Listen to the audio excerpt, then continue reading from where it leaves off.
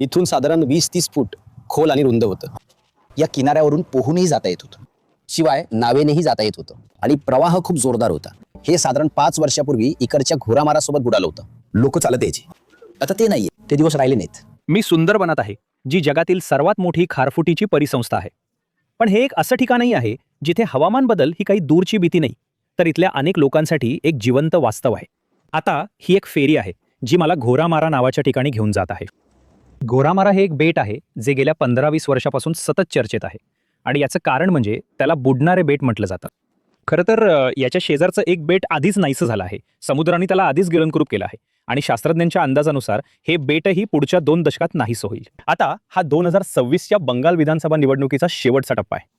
पण इथे सुंदरबनात प्रचाराचा मार्ग भरती ओहोटी विरुद्धच्या शर्यतीसारखा अधिक वाटतो. इथे जी गंगा नदी आहे, गंगेच्या मुखाशी आम्ही जे वास्तव्य करतो ते तिच्या लहरीपणामुळे लँड इरोजन म्हणजे जमिनीची धूप होत होताच अगदी शेवटच्या टप्प्यावर येऊन पोहोचलाय. जे जवळपास 33,000 एकर बिघा क्षेत्रफळ होतं ते आता फक्त 4,000 एकर क्षेत्रफळ राहिलाय. जर ही जमिनीची धूप झाली नसती तर हे लोक म्हणजे पिढ्यानपिढ्या म्हणजेच एकामागून एक जनरेशन यांनी इथेच आपलं आयुष्य काढलं असतं. पण आमचं दुर्भाग्य. आता आम्ही घोरमाराला पोहोचलो आहोत. या बेटावर पोहोचण्यासाठी ही फेरी हाच एकमेव मार्ग आहे आणि मला तुमचं लक्ष इथल्या घाटांवरच्या परिस्थितीकडे सुद्धा वेधायचं आहे. समुद्र सतत जमिनीला पोखरत आहे आणि या सगळ्या हवामान बदलाचं पहिलं चिन्ह अगदी इथेच या घाटावर आहे जिथे फेरी थांबली आहे.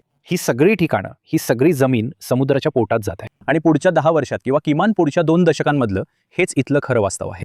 शास्त्रज्ञांचं म्हणणं आहे की या ठिकाणाचं अस्तित्व संपुष्टात येईल. त्यामुळे हे सगळे लोक जे आता उतरत आहेत, आपापल्या घरी जात आहेत, त्यांची घरं इथं जास्त काळ राहणार नाहीत आणि ही खरंच एक अशी गोष्ट आहे जी खूप खूप भीषण आहे. जर तुम्ही त्या बाजूला गेलात तर तुम्हाला दिसेल की तिथे भाजपचे झेंडे आहेत, तृणमूल काँग्रेसचे आहेत, मला CPMचा एक झेंडा दिसतोय, ISFचा सुद्धा. त्यामुळे खरं तर या भागात मोठ्या प्रमाणावर राजकारण सुरू आहे. पण या लोकांसाठीचं वास्तव खूप पलीकडचं आहे, मताच्या खूप पलीकडचं.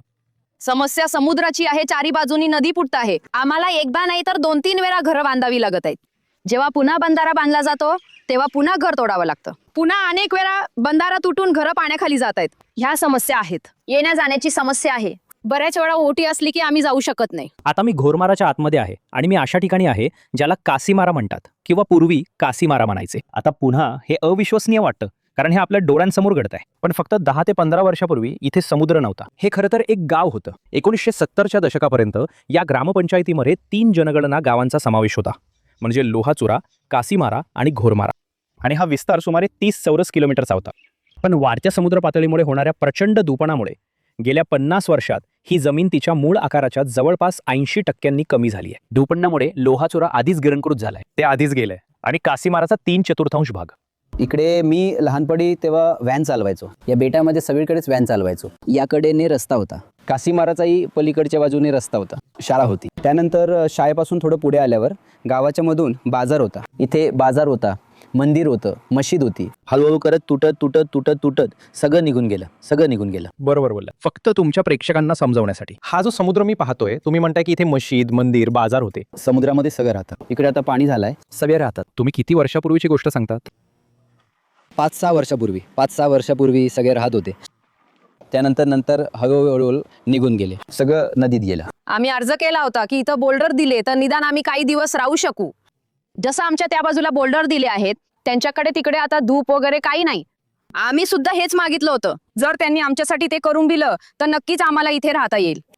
तर आता तर खूप नेते लोक आले असतील निवडणुकीत, त्यांना सांगितलं नाही? अहो, ते नेते बिवे सगळे एकरूप होऊन जात आहेत. आता सगळे नेते तमाशासारखे होत चाललेत. ते आता मतं घेतात. सगळे वेरे नेते आता त्याबद्दल विचार करतील. आता नेता विचार करेल की मी कधी जिंकेन, काय करेन, मत कोण कोणाला देईल, या गोष्टींचा विचार करेल. तो आता धूप होण्याचा विचार करेल का? की माणसं कुठे जातील, कुठे काय करतील, की ते राहिले तर आम्हाला मतं मिळतील किंवा आम्ही जिवंत राहू, याचा कोणी विचार करताय का? कोणी विचार केला नाही. कोण तोडणार?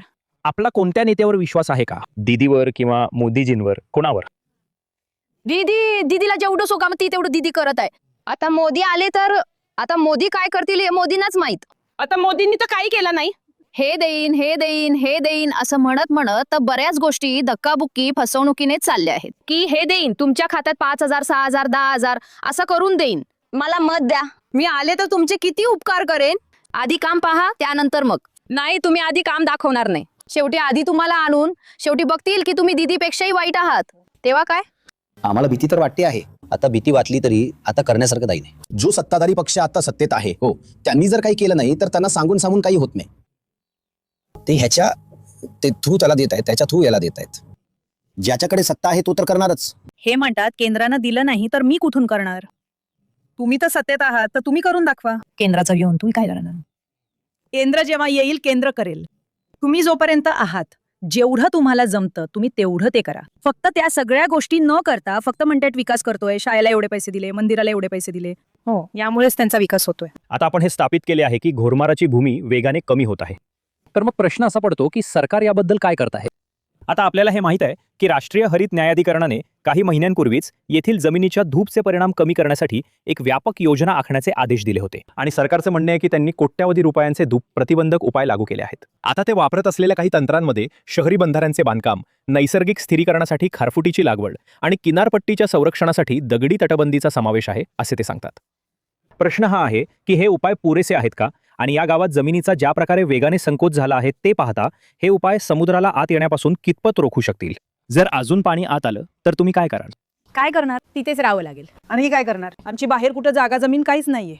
म्हणजे इथे यात नदीचं पाणी आलं तर आम्ही काय करणार? त्यातच राहावं लागेल. कोणतंही सरकार येवो म्हणजे त्यांनी माझ्या घोरमाराकडे नीट लक्ष ठेवावं.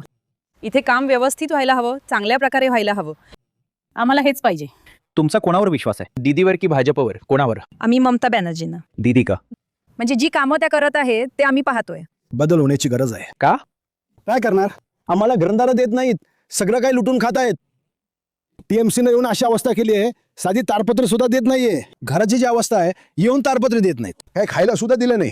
ज्याला जे वाटप झालं ते त्यांनी घेतलं, टीएमसी वालेच घेत आहेत. आमचे भाजपचे लोक सांगत नाहीत आम्ही भाजप करतो. तुम्ही भाजप करता का? हो. मग भाजप तुमच्यासाठी काय करेल? भाजप येऊ द्या, सगळं करेल. केंद्र सरकार सगळं करेल. भाजप सरकारच्या पायाखाली जमीन नाहीये. हो, जिंकलं तर सगळं करेल. मी माझा रिपोर्ट इथे घोरमारा हायस्कूलमध्ये संपवत आहे, जिथे मतदान केंद्र आहे आणि जिथे या बुडणाऱ्या बेटाचे रहिवासी 29 तारखेला मतदान करतील. आता मी हे ठिकाण थोड्याशा दुःखाच्या भावनेने सोडत आहे. शास्त्रज्ञांचा अंदाज आहे आणि जसं मी आधी म्हटलं की 2 दशका ही शाळा, हे संपूर्ण गाव अस्तित्वात राहणार नाही.